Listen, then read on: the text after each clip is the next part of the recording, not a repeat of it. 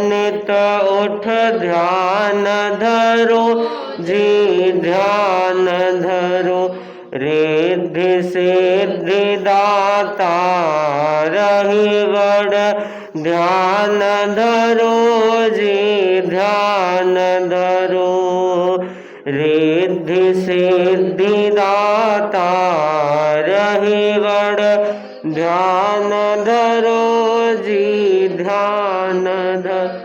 मरुधर रामंदार नित उठ ध्यान धरो जी ध्यान धरो। मंत्राक्षर सम नाम सुमिरण सुखकारी जी सुखकारी। संकट मोचन स्वाम भव भव भयहारी जी भयहारी। मरुधर रामंदार नित उठ ध्यान धरो जी ध्यान धरो। मंजुल मूरत राम मार मन बसिया जी मन बसिया। गीत सवेर श्याम गाव गुण रसिया जी गुण रसिया। मरुधर रामंदार नित उठ ध्यान धरो जी ध्यान धरो।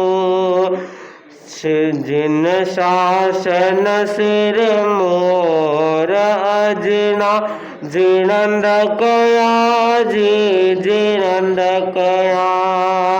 उण मूरत रे जोड़ मायड़ नहीं जना जी नहीं जना। मरुधर रामंदार नित उठ ध्यान धरो जी ध्यान धरो। तेरा पथरा प्राण पलका पधराओ जी पधराओ। भाव क्रियार साथ प्रभु जी बस जाओ जी बस जाओ। मरुधर रामंदार नित उठ ध्यान धरो जी ध्यान धरो।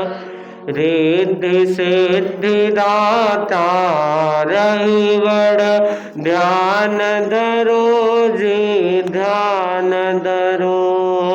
मरुधर रामंदार नित उठ ध्यान धरो जी ध्यान धरो। ओम। अहिंसा के अवतार भगवान महावीर स्वामी के श्री चरण में कोटि से वंदन। युग प्रदान आचार्य श्री महासमुद्र के श्री चरण में कोटि से वंदन। मुनिवृंद उपस्थित धार्य प्रेमी भाई और बहनों, गौतम कुलकम की गाथा है। न धम्म कज्जं परमत्ति कज्जं न पाण हिंसा परमं करज्जं। न प्रेम रागा परमात्ति बंधो न बोई लाभा परमत्ति लाभो। न बोई लाभा परमत्ति लाभो। इस गाथा में 4 बातें बताई गई हैं। न धम्म कज्जं परमत्ति कज्जं न पाण हिंसा परमं अकज्जं न प्रेम रागा परमत्ति बंधो न बोई लाभा परमत्ति लाभो। पहला है, धर्म कार्य से बढ़कर कोई कार्य नहीं है। प्राण हिंसा से बढ़कर कोई अकार्य नहीं है। प्रेम से बढ़कर कोई बंधन नहीं है और बोधि लाभ से बढ़कर कोई लाभ नहीं है। जीवन सृष्टि का एक सुंदर चित्र है, इसे अधिक सुंदर बनाने का प्रयत्न करना चाहिए। जीवन को सुंदर बनाने के लिए व्यक्ति को हमेशा धर्म कार्य करना चाहिए। धर्म कार्य के आत्मा की शुद्धि के 4 उपाय बताए हैं: सम्यक ज्ञान, सम्यक दर्शन, सम्यक चारित्र, सम्यक तप। भगवान ऋषभ इस अवसर्पणी काल के प्रथम प्रवर्तक तीर्थंकर हुए हैं। जब वे संसार में थे तो उन्होंने जनता को 80-मसी कृषि का उपदेश दिया, राज्य व्यवस्था संबंधी लोगों को बातें बताई, ब्राह्मी लिपि आदि का भी उन्होंने ज्ञान दिया। वे इस युग के कर्म प्रणेता भी कह सकते हैं। और बाद में उन्होंने संसार की प्रवृत्तियों को छोड़कर सावध्य प्रवृत्तियों को छोड़कर आत्मा के उत्थान के लिए उन्होंने संयम को स्वीकार किया, दीक्षा ली, कर्मों का क्षय किया, केवल ज्ञान को प्राप्त किया, तीर्थ की स्थापना करके वे तीर्थंकर बने। तो इस अवसर्पणी काल में प्रथम धर्म प्रणेता कौन हुए? भगवान ऋषभ हुए। कर्म प्रणेता भी भगवान ऋषभ और धर्म प्रणेता भी भगवान ऋषभ। तो धर्म कार्य का बहुत बड़ा मूल्य है। संसार के आप 17 कार्य करते हैं, जब तक धर्म का कार्य नहीं करते हैं, आत्मा की शुद्धि का कार्य नहीं करते हैं, तब तक आत्मा का विकास नहीं होता है, आत्मा का उत्थान नहीं होता है। धर्म की एक परिभाषा नहीं है, 10,000 परिभाषाएं हो चुकी हैं और ज्यादा भी होगी तो भी पता नहीं।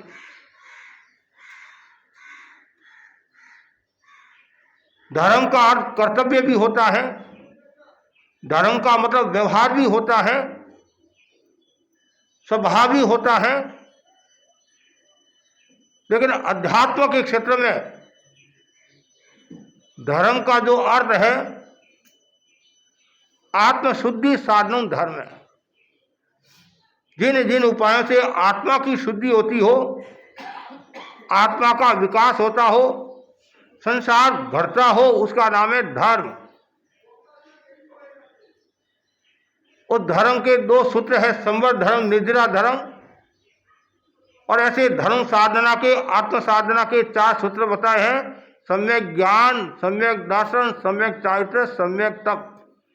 तो व्यक्ति को हमेशा सम्यक ज्ञान का प्रचार करना चाहिए, दर्शन का प्रचार करना चाहिए, चारित्र का प्रचार करना चाहिए, तप का प्रचार करना चाहिए।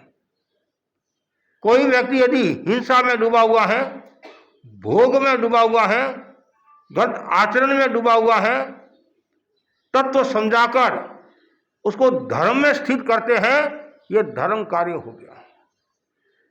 आज भी ऐसे लोग हैं जो बहुत धर्म कार्य करते हैं, लोगों को प्रेरणा भी देते हैं, संतों के दर्शन करो, माला फेरो, समाई करो, त्याग तपस्या करो, गलत रास्ते मत जाओ, सम्यक्ता की ओर बढ़ो, वीतरागता की ओर बढ़ो।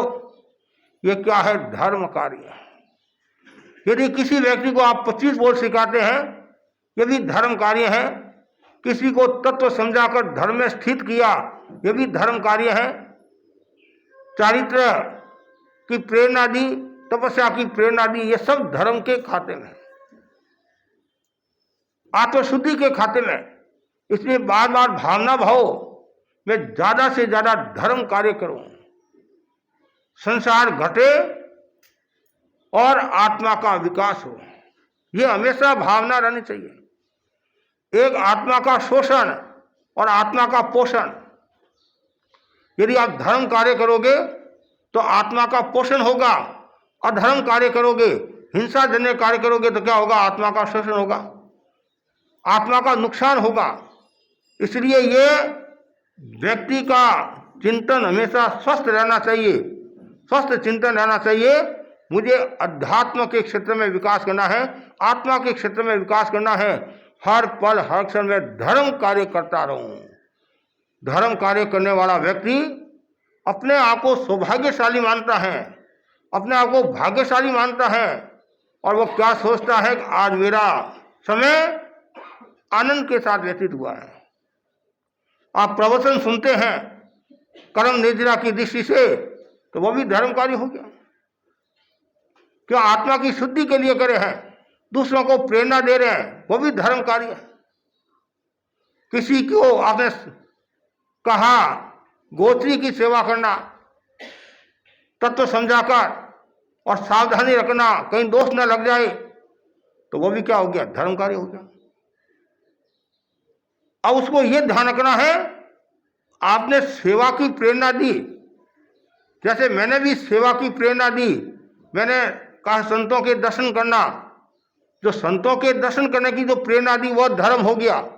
और यदि वह गाड़ी से आया है, स्कूटर से आया है, मोटर से आया है, कार से आया है, वो धर्म नहीं है। गुरु के दर्शन की मैंने प्रेरणा दी और जहाज से, हवाई जहाज से आप गए, वो धर्म नहीं है। वहां जाकर आपने गुरु के दर्शन किए, 5 महावतधारी साधु के दर्शन किए, वो धर्म है। आप घर से यहाँ गोष्ठी की भावना भाने के लिए आए, क्रिया समिति पूर्वक देख देख कर आए, दर्शन भी उद्दृष्टि से आए, देख देख कर आए कि मैं संतों के दर्शन करने के लिए जा रहा हूँ, गोष्ठी की भावना भाने के लिए जा रहा हूँ। तो जो क्रिया समिति पूर्वक आया, देख देख कर आया, हिंसा नहीं करता हुआ आया, तो वो क्या हो गया? वो धर्म हो गया। अब वापिस ध्यान से सुनना, वापिस आप दर्शन करके घर जा रहे हैं, पैदल जा रहे हैं, क्रिया समिति पूर्वक जा रहे हैं, तो भी धर्म नहीं है। आप कहेंगे ये कैसे महाराज? आने का लक्ष्य दूसरा था, जाने का लक्ष्य दूसरा है। लेकिन रास्ते में कोई संत मुनिराज मिल गए और कि मैं आपकी सेवा करूंगा, तो फिर रूप दूसरा हो गया। चिंतन देखो कितना है। आपका उद्देश्य दर्शन का था, वापिस उद्देश्य दूसरा हो गया। घर जाकर मुझे रसोई बनाना है, घर जाकर भोजन करके मुझे बड़ा बाजार दुकान जाना है, तो लक्ष्य वो अधर्म का हो गया, असंयम का हो गया। तो इसलिए हर पल हर क्षण मन में वो भावना होनी चाहिए कि मैं ज्यादा से ज्यादा धर्म कार्य करूं। और जो व्यक्ति धर्म कार्य करता है, धर्म में स्थित रहता है, तो उसका ज्ञान आदि भी बढ़ता है। ऐसे दर्शन मेरी सम्यक तो पुष्ट हो, चारित्र पुष्ट हो, तब के क्षेत्र में आगे बढ़ूं। ये पहला हो गया। दूसरा बताया है, प्राणी हिंसा से बढ़कर कोई अकार्य नहीं है। प्राणी हिंसा से बढ़कर, धर्म से बढ़कर कोई कार्य नहीं, धर्म कार्य से, और प्राणी हिंसा से बढ़कर कोई अकार्य नहीं है। सही बात है। हिंसा में कभी धर्म नहीं होता है, अहिंसा में धर्म होता है। इसलिए कहा गया है, संस्कृत के श्लोक में भी कहा गया है, प्राणा द्वित्री चतु प्रोक्ता भूतास्तु तर्वः स्मृता जीवा पंचेन्द्रिया गया शेषा सत्वा उदारिता। 4 प्रकार के बताए हैं, प्राण, भूत, जीव और सत्व। जीवों को 4 भागों में विभक्त किया गया है। पहला बताए प्राण। प्राण में कौन से जीव आते हैं? 3 विकलेंद्रिय, द्वेंद्रिय, तेंद्रिय, चतुरेंद्रिय, ये प्राण में आते हैं। उसके बाद में भूतास्तु तर्वः स्मृता, और जो वनस्पति है वो भूत में आती है, और पृथ्वी काय, अप काय, तेजस काय, वायु काय वो सत्व में आते हैं। और जीव जो है पंचेंद्रिय को जीव कहा गया है। इन सब जीवों की हिंसा करता है वह अधर्म को तो प्राप्त होता ही है और नरक को भी प्राप्त होता है। कर्म प्रश्नोत्तरी में भी आता नहीं, आदमी काना क्यों होता है, गूंगा क्यों होता है, बहरा क्यों होता है, संतान क्यों नहीं होती है, उसका पूरा का पूरा वर्णन बताया है। कोई फूल को तोड़ता है, कोई अंडा खाता है, कोई मुर्गों को लड़ाता है, कोई दावानल जलाता, मतलब बड़े बड़े जो जंगल है उनको जलाता है, और गर्भपात कराता है। तो ये जो हिंसा होती है उसका ये सब परिणाम अलग अलग बताया है। तो इसलिए व्यक्ति को हिंसा से बचना चाहिए। छह काय की जो जीव है, छह काय के पृथ्वी काय, अप काय, तेजस काय, वायु काय, वनस्पति काय, तस काय, और बार बार भावना भाव इस हिंसा से मैं बचता रहूं, बचता रहूं, बचता रहूं। सब जीव जीना चाहते हैं, मरना कोई नहीं चाहता है। यदि आप किसी को तकलीफ देते हैं, पीड़ा देते हैं, कष्ट देते हैं, तो मरते समय वैसे भाव आ जाते हैं। आपने सुना होगा कार सौकरी कसाई का उदाहरण। प्राण निकल रहे हैं और वो अपने पुत्र सुलस कुमार को क्या कहता है, बेटा नरक के दृश्य दिख रहे हैं मुझे, रो रहा है, जा रहा हूं मैं। ये क्यों? कितनी हिंसा की। रोजाना 500 भैंसों को मारता था, नहीं ऐसा कहा जाता है, 500 भैंसों को रोजाना मारता था। राजगिरी नगरी का बड़ा कसाई था वह।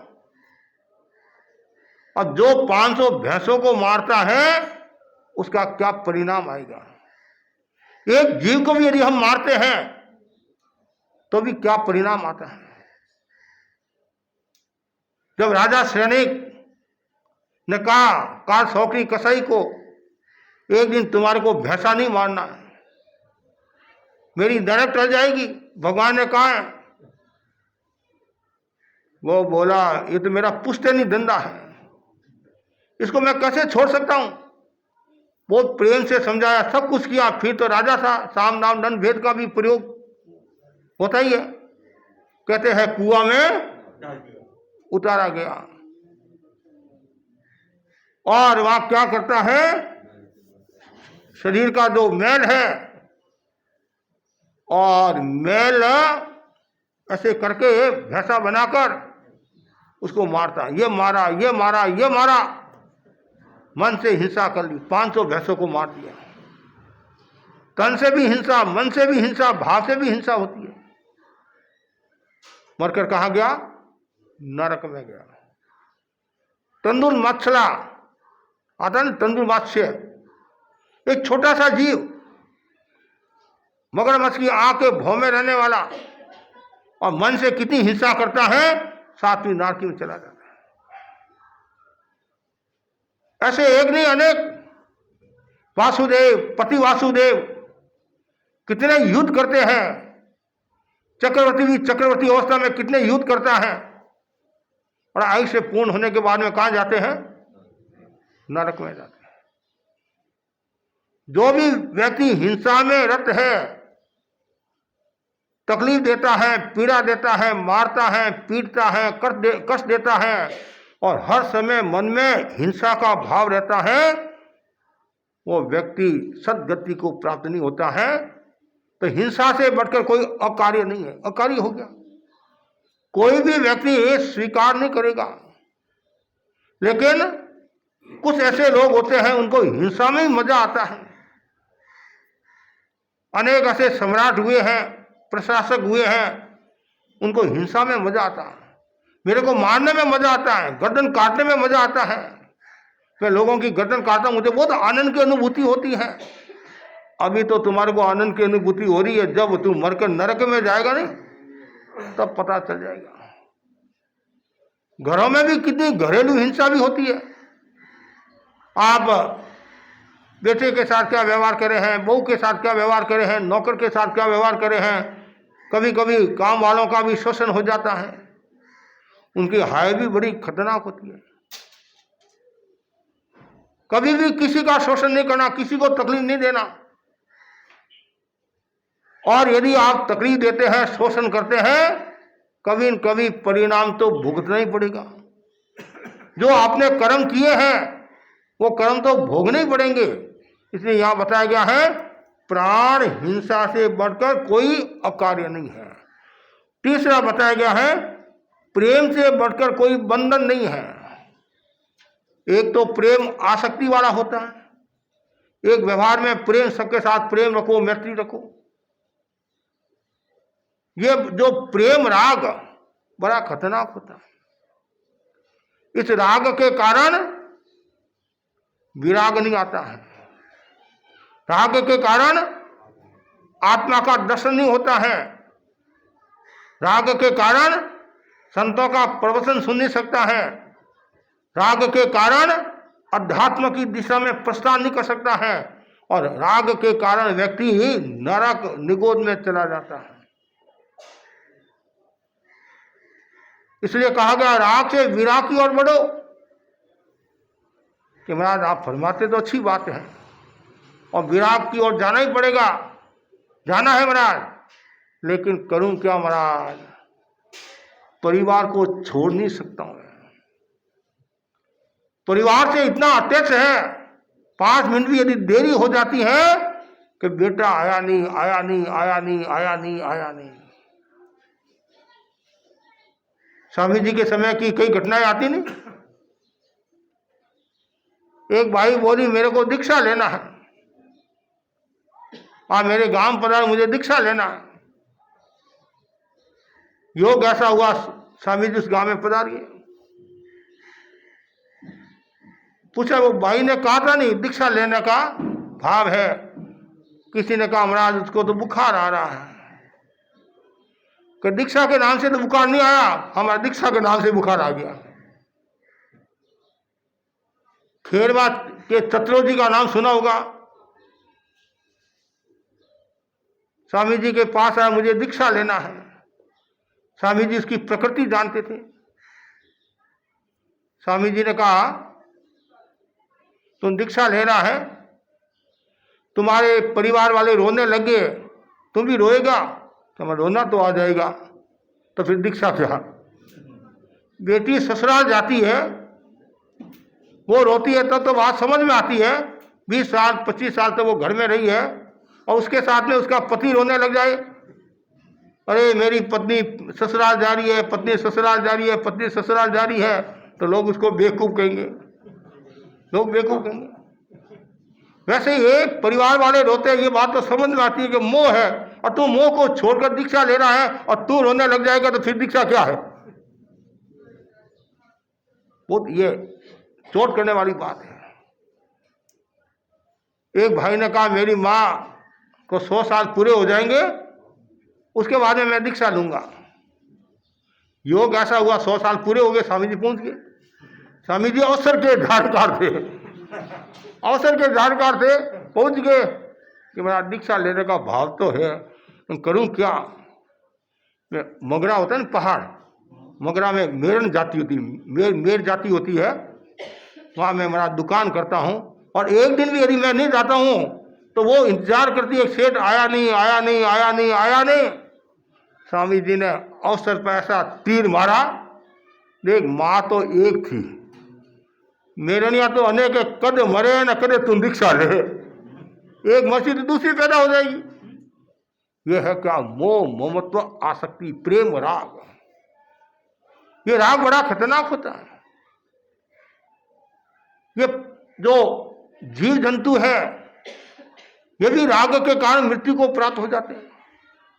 इसलिए कहा गया है, वो सुंदर एक दुआ है, राग के बारे में बताया गया है। एक तो वो अली पतंग गद मीन मृग, अली पतंग गज मीन मृग एक एक वश कीन, वे नर कैसे उबरे द पांचों के अधीन।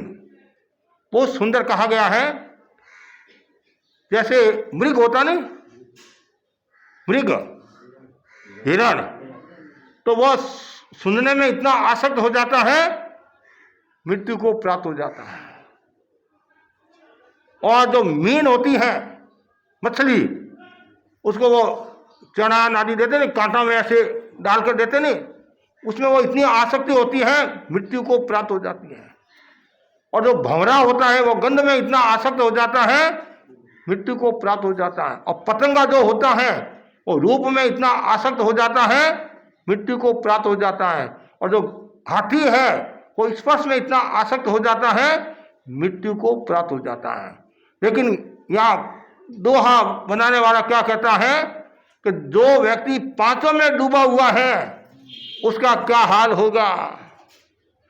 एक एक में यह हाल है, मृत्यु को प्राप्त हो जाते हैं। और जो पांचों में डूबा हुआ है, सुनने में, बोलने में, चखने में, सूंघने में, स्पर्श में और देखने में, उसका क्या परिणाम आएगा। उत्तरायण सूत्र में बताया है, देखना भी पड़ता है, सूंघना भी पड़ता है सब, लेकिन उसमें आसक्ति मत रखो।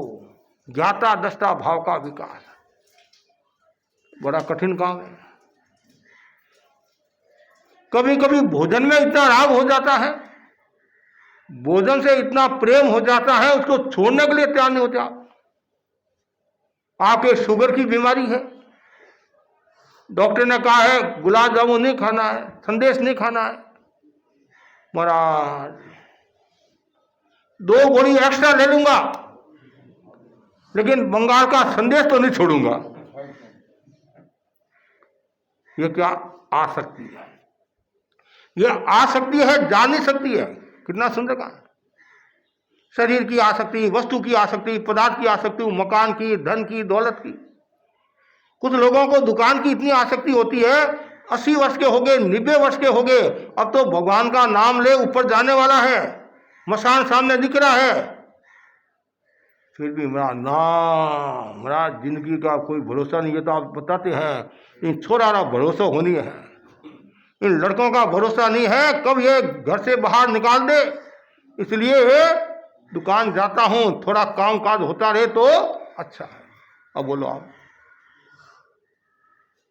90 वर्ष का, 85 वर्ष का आदमी, और आदमी खेड़ा मतलब छोटे छोटे गांव में जाकर वसूली करके आता है। अब बोलो आप, अरे अब तो समय कर, मारा फेर जाप कर कि मेरा अगले भाव में करेंगे। इस भाव में तो होता ही नहीं, अगले भाव में क्या करेगा। तो हम बच्चों को कहते नहीं, कभी छुट्टियां हैं, शिविर में भाग लेना है, बच्चे क्या बोलते, महाराज क्या बात करे हो, अभी तो जेल से छूटे हैं। स्कूल को जेल बताया है, जेल से छूटे और वापिस से बंधन में, थोड़े देर घूमने दो। आप हमारे को मत कहो, ये जो नौजवान है नहीं, इनको कहो। तो नौजवान के पास आए, भाई शिविर लग रहा है, कि महाराज आप ही भोली बात करते हो, हमारे तो भी धन कमाने का समय है, भोग भोगने का समय है, घूमने फिरने का समय, काम बंधन में। अब बूढ़े आदमियों को उनके कोई काम तो है नहीं है, तो बूढ़े आदमियों के पास में भाई शिविर लग रहा है, महाराज क्या बात करते हो, तो मसान में जाने की तैयारी करे हैं, ऊपर जाने की तैयारी करे हैं, तो आप शांति रखो और खुद ही धर्म ध्यान कर लो। ये क्यों आसक्ति, राग। ये राग बड़ा खतरनाक होता है। राग में अंधा आदमी कुछ नहीं प्राप्त कर सकता, सत्य का दर्शन नहीं कर सकता। कहते हैं कामान, रागान, क्रोधान, लोभान, एक एक से बढ़कर है। और आप जानते भी हैं तुलसीदास जी की घटना। तुलसीदास जी कौन हुए? रामचरित्र के रचयिता, रामायण जिन्होंने लिखी, रामचरितमानस जिन्होंने लिखा। और ऐसा कहा जाता है उनकी जो पत्नी थी नहीं, रत्नावली नाम था नहीं, रत्नावली, उसके प्रति बहुत आसक्ति थी। एक मिनट भी यदि नहीं देखते तो न जाने क्या क्या भाव आ जाता। एक बार की बात है, तुलसीदास जी आवश्यक कार्य के लिए कहीं बाहर गए। पीछे से क्या होता है, उनका भाई, पत्नी का भाई आया, बहन शादी है, तुम्हारे को चलना है। ठीक, रत्नावली ने पड़ोसन को कह दिया, जब आए कह देना कि वो आवश्यक कार्य के लिए पियर गई है, शादी का कार्य है, पियर गई है, मतलब ऐसे कह दो, मतलब पियर गई है। वो आए, देखा पत्नी नजर नहीं आई, पड़ोसी को पूछा, पड़ोसन ने कहा वो तो पियर गई है। उनसे रहा नहीं गया, आंधी तूफान वर्षा। देखो कितनी मजे की बात है, यहां थोड़ी सी बरसात आ जाती नहीं, बड़ा मौसम खराब हो गया, रवाना होने की तैयारी करे थे, नीचे उतर गए, कार में बैठने लगे, इतने में बरसात आ गई, मौसम खराब हो गया महाराज, वापिस ऊपर चले गए। और कितनी बारिश पड़ो, तूफान आओ, लेकिन दुकान नहीं छोड़ते हैं, दुकान नहीं छोड़ते हैं, चाहे ओढ़ा पड़ो चाहे घोड़ा पड़ो, जाना है। अरे कभी कभी ऐसा सुनने में आता है, कोहरा, कोहरा बोलते ना, हाँ, उनमें गाड़ी तेज चला रहे, अरे शांति रख, आगे नानी का घर नहीं है। लेकिन आसक्ति का पदार्थ में सबकी आसक्ति रहेगी, प्राय प्राय, और धर्म में आसक्ति रखने वाले कम मिलेंगे। ये नहीं कह सकता नहीं है तभी तो ये चल रहा है, नहीं तो कभी छठा आ जाता। वहां रवाना हुआ, आंधी तूफान बरसात आ रही, जबरदस्त पानी गिर रहा है, नदियां उफान पर, पानी तेज चल रहा है, लेकिन सामने रत्नावली दिख रही थी और कुछ नहीं दिख रहा था। रवाना हुआ, अब नदी पार करके जाना कठिन था और पानी भी तेज था और नाव भी उधर नहीं थी कि भाई, नहीं तो नाव के सारे ऐसे कर देख रहा है, करते करते एक कोई बड़ी चीज नजर आई। उसने सोचा लकड़ी है, लकड़ी समझकर पकड़कर नदी पार कर ली, और नदी पार कर ली, गांव तो आ गया। अब घर में पहुंचना तो रात को, आधी रात को तो जल्दी से खोल, दरवाजा मतलब बंद ही रहता, नहीं रात का सोने का समय, तो पीछे कोई दरवाजा था। ससुराल का रास्ता तो सब ध्यान में रहता ही है, किधर से जाना किधर से नहीं, प्राय ध्यान में रहता ही है, लेकिन रस्सी नहीं, कैसे जाए, चढ़ा नहीं जाता है। इतने में क्या होता है, नजर पड़ी, कोई एक रस्सी दिख रही है। आहा, मेरा भाग्य है, लगता है रत्नावली ने मेरे लिए रस्सी भेज दी है, मेरे लिए रस्सी भेज दी है। आप देखा ताव रस्सी समझ पकड़कर ऊपर चढ़ गया, आवाज दी। रत्नावली ने सोचा ये तो मेरे पति की आवाज है, रात को कहां से आ गई, इतनी बरसात मेघ आदि सब। दरवाजा खोला, अंदर आ गया। कैसे आ गए, कि तुम्हारे बिना मैं रह नहीं सकता हूं, और तुम आए कैसे ये तो बताओ। मैं रस्सी के सारे, रस्सी तुमने रस्सी भेजी होगी, मैंने तो नहीं भेजी। देखा वो रस्सी नहीं थी, वो सांप था, सांप था लंबा। ऐसा होता है जब बरसात के दिन होते हैं तो वो भी सांप भी ऐसे सिकुड़ कर बैठ जाते हैं, उनको भी ठंड लगती है, उनको भी भय लगता है, और कभी ऐसा होता है तो वो बोलते भी नहीं है, फटाफट अपना काम भी हो जाता है। नदी कैसे पार की, फिर पता चला वो लकड़ी नहीं थी, वो मुर्दा था, मुर्दा के सारे आगे। आहा, जैसे ये देखा रत्नावली के मन में ग्लानि होगी, क्या मेरा पति है, इतना आसक्ति रखता है, इतना डूबा हुआ। तत्काल मुंह से स्वर पर निकले, ये तो मन हराम में ते तो हर में होए, चलो जाए बैंकुट में पल्लोन पकड़े न कोई। कितना कहा है, हराम में इतना मन है, हरि में यदि मन हो जाता तो कल्याण हो जाता। समय पर ऐसा तीर मारा कि नहीं, तेजी ने लागे ताजनो गुणवंती ने बोल, तुझने कुछ लागे नहीं सुन ले फूटा ढोल।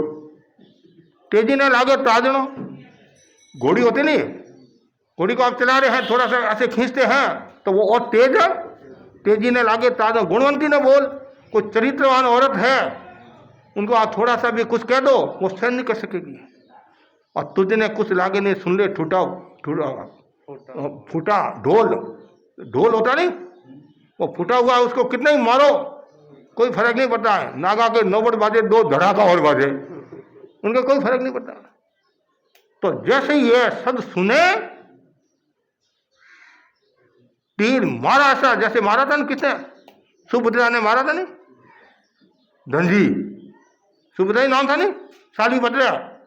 तो सुभद्रा ने कहा था नहीं, मेरा भाई दीक्षा ले रहा है, कि तुम्हारा भाई तो कमजोर है, एक एक छोड़ा कमजोर है। तो उसने कहा एक छोड़कर देखो तो सही। धनजी बोले एक नहीं, 8 ही छोड़ता हूं। वो देखती रहेगी। कभी कभी क्षण आते हैं, प्रेरणा का अपना महत्व होता है। भिक्षु स्वामी ने हेमराजी स्वामी को कहा था नहीं, दीक्षा दीक्षा दीक्षा दीक्षा, अरे हेमरा दीक्षा लेसी के तुम्हारे मरिया पछे, फिर मरने के बाद में दीक्षा लेगा। महाराज ऐसी क्या बात करे हो, आपको यदि विश्वास नहीं है तो 9 वर्ष उपरांत घर में रहने का क्या करा। वो पूरा गणित समझाया। तो कभी कभी प्रेरणा का असर होता है, चिंतन बदल जाता है। तो कहते हैं चित्रकूट पर जाकर रामचरितमानस की रचना की, भगवान में लगे। और आज तुलसीदास जी की जो रामायण है बहुत प्रसिद्ध रामायण है। तुलसीदास जी को लोग याद करते हैं, लेकिन मूल बात यह है, राग से बढ़कर कोई बंधन नहीं है, प्रेम से बढ़कर कोई बंधन नहीं है। और राग और द्वेष ये 2 जीवन के शत्रु हैं, संसार में रुलाने वाले हैं। द्वेष से भी ज्यादा राग खतरनाक है। द्वेष तो नजर आ जाता, कहते नहीं ये मेरा विरोधी है, ये मेरा शत्रु है, ये मेरा नुकसान पहुंचाने वाला है, धोखा देने वाला, बेईमानी करने वाला है। राग जल्दी से समझ में नहीं आता है। दादा और पोता भोजन करने के लिए बैठे और पोते ने थाली में पेशाब कर लिया। क्या कर लिया? और दादा क्या बोलता है बिंदनी को कि खास बात नहीं है, थाली धोकर वापस रख दे, कोई बात नहीं, पोता का ही पेशाब है। ये क्यों का? राग है। उस समय और किसी ने, बच्चे ने आकर पेशाब कर लिया, पड़ोसी ने आकर कर दिया, फिर देखो आप, क्यों? वो उसका नहीं था। तो ये राग और द्वेष इसलिए वीत राग का है। क्या कहा? वीत राग। वीत द्वेष ने कहा कि द्वेष पर विजय प्राप्त करना सरल है, राग पर विजय प्राप्त करना कठिन है, इसलिए वीत राग। राग से विराग की ओर, तो ये प्रेम है बड़ा खतरनाक है। और ऐसे भी आज की भाषा में आप लो बोलते तो वो एक कभी कभी ऐसा होता है, लड़का लड़की का इतना प्रेम होता है, परिवार वाले यदि मना कर लेते हैं कि ये संबंध नहीं करना है, तो दोनों मृत्यु को प्राप्त हो जाते हैं। इतनी आसक्ति, इतना राग होता है, इतना वो बंधन होता है। ये बंधन बड़ा खतरनाक होता है। इसलिए कभी भी मन में वैसा भाव नहीं आए। यदि आपने राग का भाव रखा, जन्म जन्मांतर तक आपको कर्म करने पड़ेंगे, जन्म जन्मांतर तक संसार में परिभ्रमण करना पड़ेगा। गौतम स्वामी और महावीर स्वामी का उदाहरण आता है, राजीमती और अरिष्टनेमी का उदाहरण आता है। कितने लंबे समय तक गौतम स्वामी का भगवान महावीर के प्रति कितना लगाव था, कितना राग था। राग 2 प्रकार का होता है, एक प्रशस्त राग और प्रशस्त राग। लेकिन राग तो राग ही है, राग को छोड़े बिना वीत राग नहीं होंगे।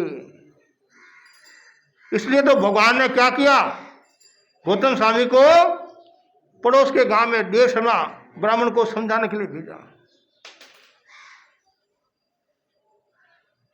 जब गौतम स्वामी को पता चला कि भगवान तो निर्वाण को प्राप्त हो गया। छोटे बच्चे की तरह रोने लगे, विलाप करने लगे। अरे भगवान, मैंने ऐसे कौन सी गलती की? सारी जिंदगी में आपके पास में रहा और मैं छाया बनकर, कहते बनकर रहा, सब कुछ रहा, और आपने ये क्या किया? फिर वापिस चिंतन बदला, भगवान ने तो मेरे हित के लिए किया। यदि मैं मोह रखता, राग रखता तो मुझे ब्रह्म ज्ञान नहीं होता। चिंतन बदला, भावना बदली और केवल ज्ञान हो गया। ये क्यों हुआ? विराग की ओर आ गए, राग को छोड़ दिया, वीतराग हो गए। राग बड़ा खतरनाक है, और राग में अंधा आदमी आत्मा का दर्शन नहीं कर सकता है, तत्व को समझ नहीं पाता है, धर्म ध्यान नहीं कर सकता है। और राग में अंधा आदमी दर्शन को ही छोड़ देता है, धर्म दर्शन को ही छोड़ देता है कि महाराज आ बड़ा सही नहीं है, ये सही है। कभी कभी ऐसा भी सुनने में आता है, सारी जिंदगी आप धर्म ध्यान करे हैं, एकदम सही चल रहे हैं, स्वस्थ चल रहे हैं, और किसी ने आपको कुछ कह दिया, उसके राग में फंस गए, धर्म को छोड़ दिया कि भाई ये धर्म अच्छा नहीं है, वो धर्म अच्छा है।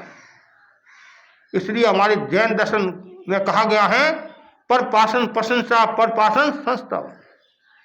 जो पाखंडी है, मिथ्यात्वी है, अन्य मलती है, गलत दर्शन बताने वाले हैं, सही मार्ग बताने वाले नहीं हैं, उनकी प्रशंसा की हो, उनके संपर्क में रहे हो तो तत्मिच्छामि निकटम। बहुत सुंदर बात है। इसलिए कभी भी मन में ये भावना नहीं आनी, व्यवहार को कोई कमी नहीं, अच्छी बात मिले, धर्म के अनुरूप है, परंपरा के अनुरूप है तो कोई प्रॉब्लम नहीं।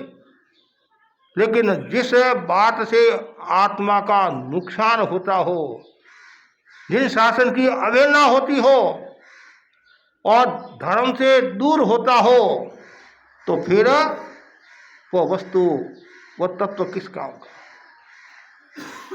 इसलिए यह ध्यान रखना कि मेरे भीतर में कोई भी प्रकार का राग नहीं रहे, किसी के प्रति राग नहीं रखना। आप कहेंगे राग नहीं रखेंगे तो घर परिवार कैसे चलेगा? तो आपको घर परिवार चलाना है तो राग रखो, तो बार बार जन्म मरण करते रहो। ऐसा कहा जाता है, अज्ञान और मोह के वशीभूत होकर जीव बार बार गर्भ में मरता रहता है। और मोह के कारण, कभी कभी राग के कारण जीव मरकर कुत्ता बन जाता है, सांप बन जाता है, और वो घर में घूमता रहता है। कहते हैं सांप, कहते नहीं हमारा सांप बार बार दिखाई देता है, लगता है कोई सासु ससुर तो नहीं है।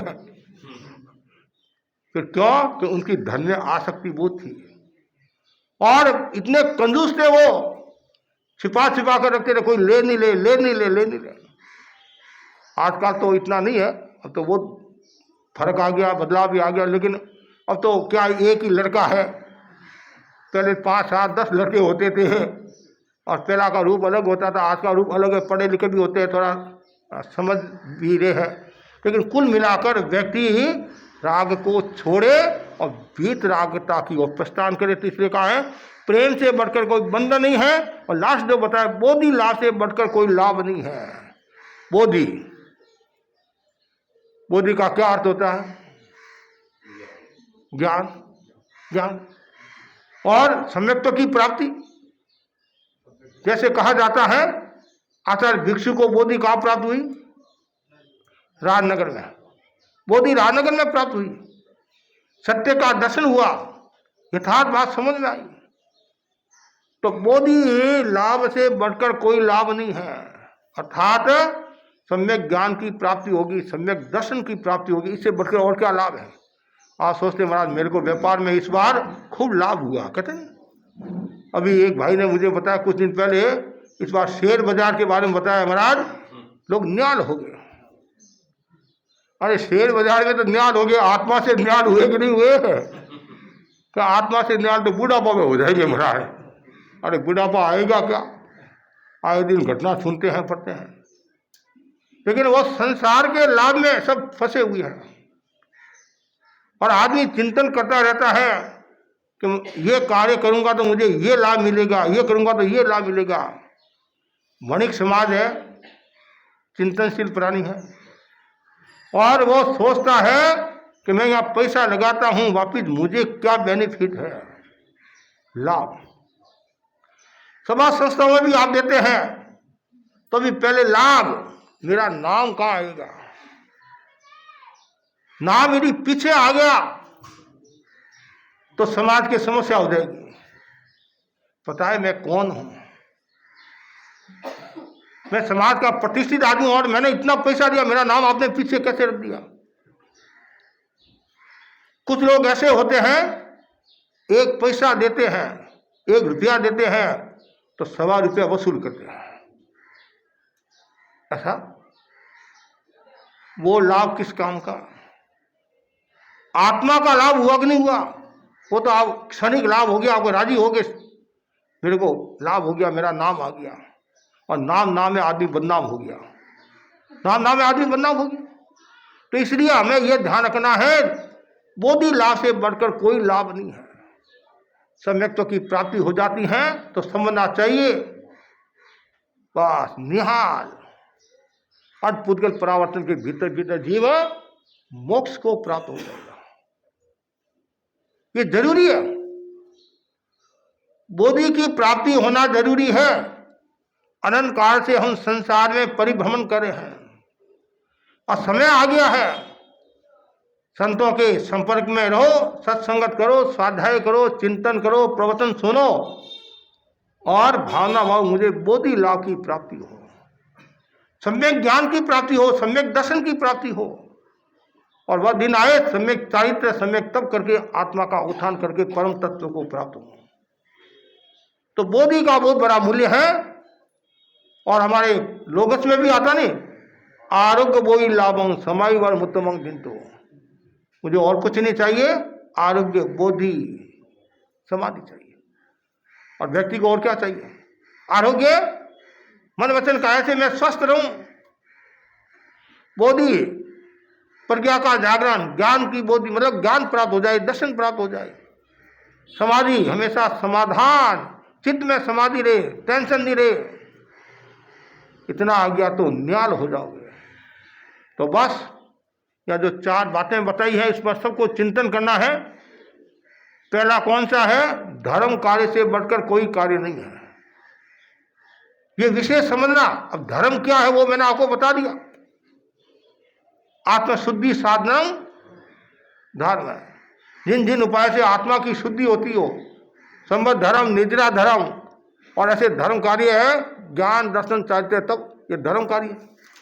अज्ञान, कषाय, वासना, मोह, ये अधर्म कार्य हो गया। दूसरा है प्राणी हिंसा से बढ़कर कोई अकार्य नहीं है। किसी भी प्राणी की हिंसा आपने की वो सत्कार्य नहीं है, असत कार्य है, अकार्य है। और तीसरा है बंधन, प्रेम से बढ़कर कोई बंधन नहीं है।